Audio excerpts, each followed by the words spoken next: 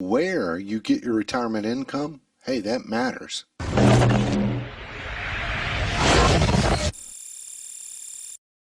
Hey, what is up? Thanks for stopping by to take your time to watch this video. I really appreciate it.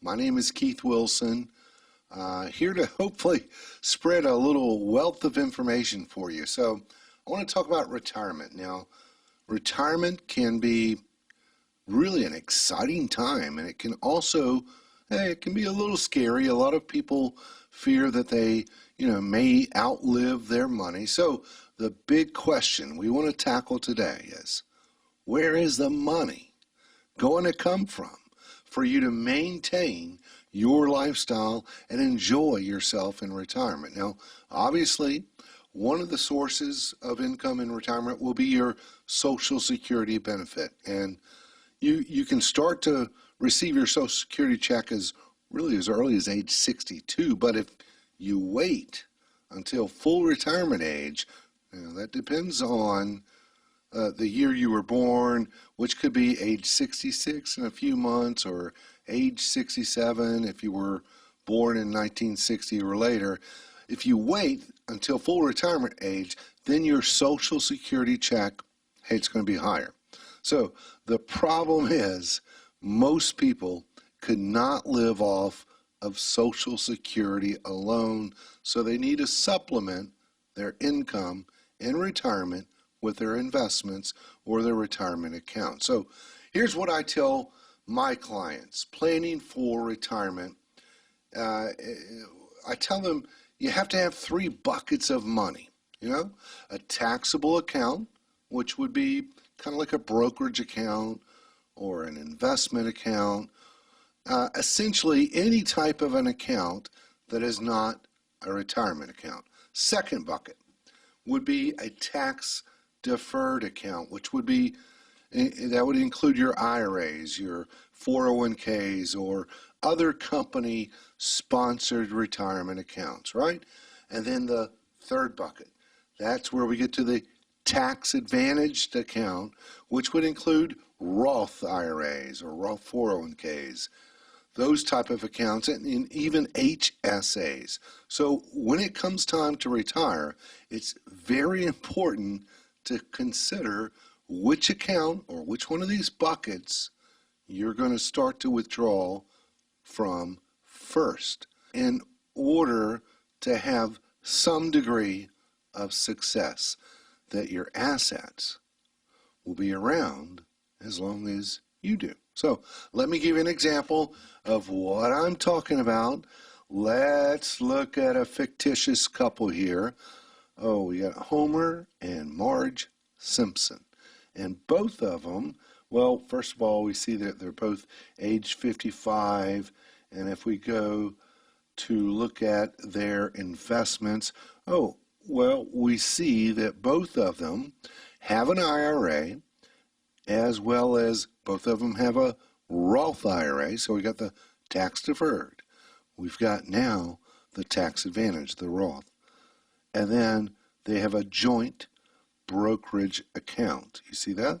So they have the 3 buckets of money that I was talking about earlier. Good for Homer and Marge. And again, they're both 55 years old, and they have a goal. Let's look at that. Oh, they want to retire at 66. So if I plug this information into my planning software, let's look at, we've got their investments in there, we've got their income, we've got their goals, they've got the 3 buckets. Let's look at their retirement. Let's see this. Okay, so we see their probability of success right here is 64%. Hey, that's not too bad. That's the proposed plan. The current plan is only 26%. That could be the way they're investing now, and I kind of tweaked that a little bit. But proposed plan, 64%. I usually like to see it a little over 70% to feel more comfortable. So they might say, hey Keith, can we get that a little bit better?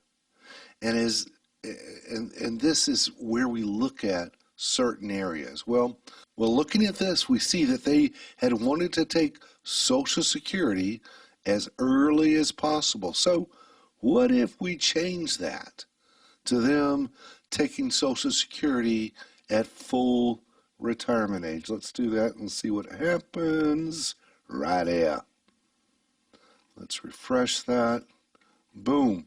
Now we see the probability of success go up, and that amount at the end being a little bit higher. Now when I say at the end, we kind of spread this out and say, okay, you're going to pass away at age 90. We got to plan for something. But look at that, 629. So now let's dig a little deeper and see from which accounts are we pulling from and what order to pull from to get us the income that we need. So let's go over here and let's do the distributions. We're not worried about conversions. We just want to see what order they're pulling from. Oh, look at this. All right. So what we see that the withdrawal sequence that the software is assigning is withdrawing from their tax-deferred accounts first, then their taxable accounts, and then their tax advantage accounts. And look at this. By doing it in this order, the portfolio could be worth almost $313,000 less at the proposed death. So let's tweak this a little more. So what if we just pulled equally from each account? Let's do that. Let's go down here. Hope you can see that. That's called pro rata. So if we did it equally, like you got these three buckets, right? The tax deferred, the taxable, and the tax advantage. We're going to take equal amounts to supplement the income. Well, we see that that's a little bit better, but hey, it didn't still improve the balance at the end. It's zero more than we predicted. So if we play around with the sequence of which account to pull from first, it has an impact. Let's look at another one. We're going to pull from taxable first, the tax advantage second, and then the tax deferred. Let's see what happens. Ooh, we now see the proposed strategy has over $240,000 more at death. That's a good little chunk of change than what we originally predicted. Let's go look at the probability of success. We go here, and a probability of success has gone up to 74% with a nice chunk of change left over. Remember, it was a little over 600,000 at death. Now it's over 900,000. And so what this is saying, it's going to give you some wiggle room. Now keep this in mind. This is a hypothetical situation. Everyone's needs and circumstances are different. You got different tax rates.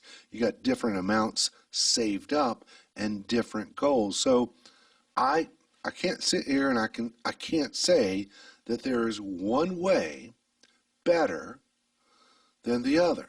We would have to look at, your particular situation, but the point to this exercise is that it does make a difference from which account you pull from first to withdraw and in what order.